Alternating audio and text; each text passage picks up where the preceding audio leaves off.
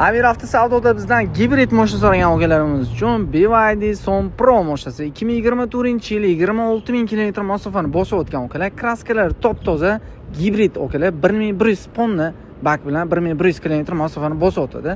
To'rtta yaxshi yumshoq balolar qo'yilgan. Salon qismlarini akalar ko'rib chiqsam, beskulchoy dostib, salonlar ham akalar zo'r holatda turibdi. Ko'rishingiz mumkin, panoramalar bor. Sizning holatlar ham ideal holatda turibdi akalar.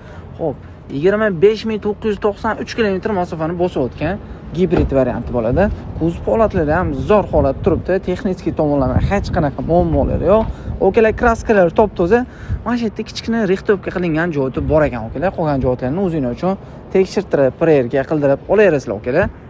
Narxini okalar sizlar olib mazza qilmayishingiz uchun $22,300 baholandi. $22,300 ga 2024-yil 26 000 km masofani bosib o'tgan BYD Son Pro mashinasi. Yana telefon qilib barik qilishingiz mumkin.